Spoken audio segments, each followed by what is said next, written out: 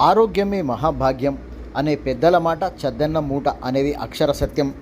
మానవ శరీరాన్ని ఆరోగ్యకరంగా ఉంచుకోవడానికి పడరాని పాట్లు పడుతున్నారు నగర జనం. ఎవరి ఆరోగ్యం వారిదే.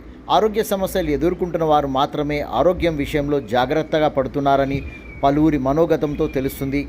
గ్రామాల్లో సేంద్రియ పద్ధతిలో పంటలు పండించే వాటి మీద ఆసక్తి బాగా పెరిగింది. సేంద్రియ పద్ధతిలో పండించే పంట గింజలు, పండ్లు గ్రామీణ ప్రజల జీవితాల్లో వాడుకలో ఉన్నా అప్పుడప్పుడు తీసుకుంటున్నారని, ప్రస్తుత పరిస్థితుల్లో పలు నగరాల్లోని హోటళ్లలో, నగర ఫుట్పాత్లపై ఉదయం సమయాన, పార్కుల దగ్గర ఇంట్లో తయారు చేసుకునే అల్పాహారం, నగర జీవితాలు టిఫిన్ సెంటర్లపై ఆధారపడుతున్నట్లే జ్యూస్ సెంటర్ల మీద అనారోగ్యంతో బాధపడుతున్న వారు జ్యూస్ సెంటర్ల ద్వారా అవసరం తీర్చుకుంటున్న పరిస్థితి నగరంలో చాలా దగ్గర కనిపిస్తుంది.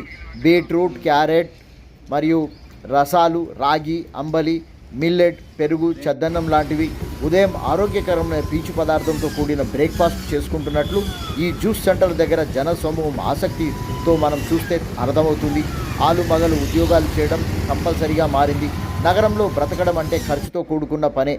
ఇద్దరూ ఉద్యోగాలకు వెళ్లాల్సి ఉండడంతో సమయం సరిపోక టిఫిన్ సెంటర్లు, జ్యూస్ సెంటర్ల మీద ఆధారపడి కాలం వెల్లదీస్తున్న నగర జీవులు